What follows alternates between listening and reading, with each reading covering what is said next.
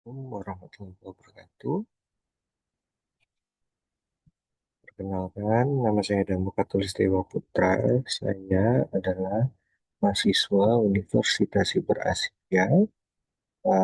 Kali ini saya akan mempresentasikan terkait dengan ujian akhir semester pada mata kuliah Ekonomi Makro.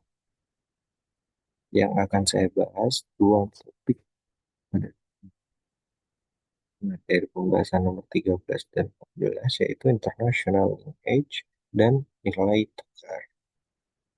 Pertama-tama, yaitu kenapa international linkage dan nilai tukar. Menurut saya dua materi ini sangat menentukan nilai ke depannya terkait dengan perkembangan yang ada di Indonesia, terkait dengan sisi ekonominya untuk di dunia internasional maupun di nasional. Eh, Sebagai pengantar, yaitu globalisasi menghubungkan ekonomi negara-negara di dunia.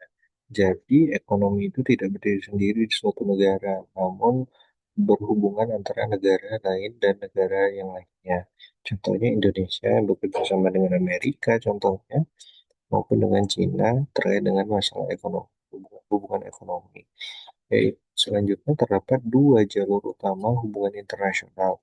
Yang pertama itu perdagangan dan keuangan. Nah, perdagangan tersebut itu bisa mencangkup dengan impor maupun ekspor. Nah, sedangkan untuk di sektor keuangan itu kita bisa melakukan investasi terhadap suatu negara untuk memajukan suatu ekonomi negara di dunia-dunia lain. Contohnya misalkan Indonesia nih membutuhkan pembangunan yang sangat masif, namun Indonesia terhalang dengan biaya. Maka dari itu Indonesia membutuhkan investor-investor dari negara lain dengan berhubungan pada negara-negara lain. Pada kali ini saya akan membahas terkait dengan neraca pembayaran dan sistem nilai tukar. Ya, untuk konsep international linkage yaitu interaksi ekonomi antar negara melalui ekspor, impor, investasi, dan transfer. Yang kedua itu mempengaruhi pertumbuhan ekonomi, stabilitas harga, dan nilai tukar. Nah, konsep international linkage ini sangat dipengaruhi oleh pertumbuhan ekonomi, stabilitas nilai harga, dan nilai tukar antar kedua negara. Yang ketiga itu kebijakan luar negeri dan perdagangan menjadi sangat penting. Nah, antar dua negara tersebut menjadi sangat penting kebijakan-kebijakannya dalam membangun suatu relasi hubungan ekonomi terkait dengan perdagangan, yaitu keuangan, ekspor impor, stabilitas. Ya, hal ini menjadi sangat penting karena suatu negara maju tidak mungkin berdiri sendiri. Seperti Indonesia yang kaya akan kekayaan alamnya, namun tidak dibarengi dengan kekayaan atas untuk mengelolanya. Makanya dari itu Indonesia membutuhkan kerjasama antar negara untuk memberikan gambaran bagaimana teknologi atas kekayaan alam yang akan dilaksanakan di Indonesia.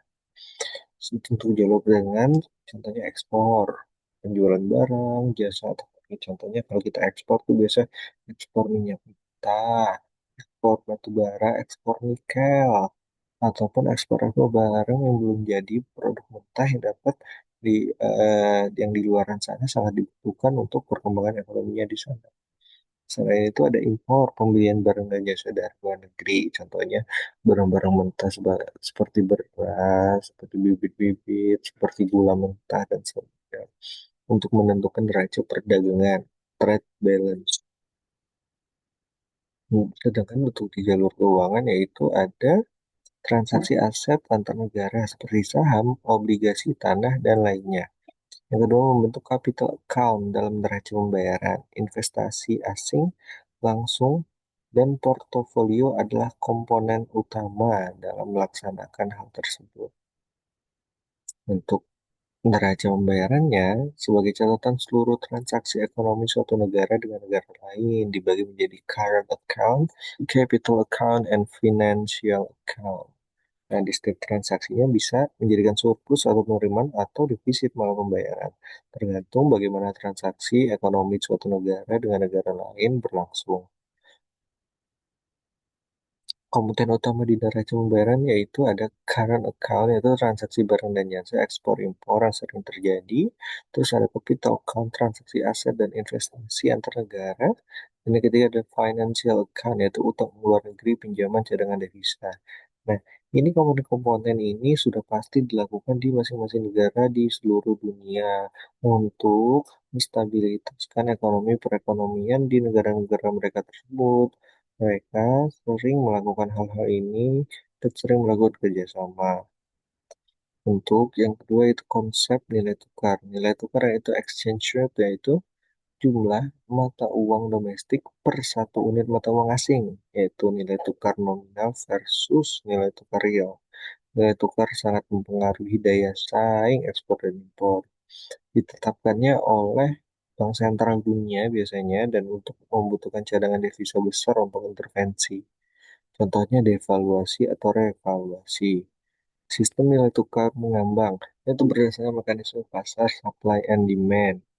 Bank sentral tidak akan campur tangan secara langsung terhadap supply and demand tersebut, itu market yang berbicara. Sedangkan nilai tukarnya sangat fluktuatif, sangat-sangat fluktuatif. Misalkan di hari ini harga dolar bisa mencapai 15.000, besok tiba-tiba bisa jadi 17.000, lusa bisa jadi turun lagi 16.000, sangat fluktuatif.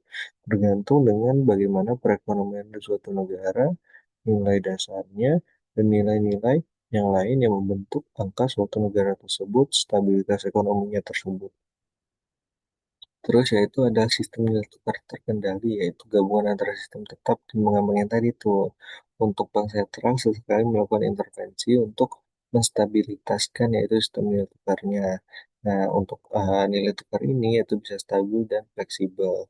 Contoh soal untuk nilai tukar, misalkan USD atau 1 USD ada 15.000 rupiah. Harga barang di suatu di Amerika Serikat adalah 100 US dollar. Berapa harga barang tersebut dalam rupiah? Bisa kita kalikan aja kursnya pada saat hari ini terbentuk dikalikan dengan berapa. Untuk soal neraca pembayaran, misalkan ada suatu ekspor barang ke negara lain sebesar 20 miliar US dollar, sedangkan impor 25 miliar 25 juta US dollar dan investasi asing yang masuk sebesar 10 juta US dollar. Bagaimana sih cara kita menghitung current account and balance of payment-nya? Jawabannya misalkan current account yaitu kurang dari 5. Dikarenakan kenapa? Dikarenakan kita mengimpor 25 juta dolar, sedangkan kita mengekspor barang 20 juta dolar. Jadinya kita sebetulnya defisit 5 juta dolar. BOP, balance of payment, yaitu CA, current account ditambah capital inflow sama dengan minus 5 juta dolar ditambah tadi investasi yang masuk menjadikan suatu negara surplus sebesar 5 juta dolar. Nah, mengapa nilai tukar stabil itu penting? Untuk menjaga kestabilan harga impor dan ekspor, untuk menarik juga investasi asing, menghindari gejolak ekonomi makro. Nah, bayangkan jika di suatu negara itu tidak stabil harga barang, ya, terus ekonominya juga tidak stabil, tidak bisa kan investasi-investasi masuk ke negaranya. Maka dari itu dibutuhkan kestabilan harga barang impor dan ekspor untuk menjaga kestabilan tersebut dan dapat untuk menarik investasi asing. Nah, kesimpulan yaitu international linkage, yaitu memperkuat hubungan ekonomi global satu sama lain di masing-masing negara.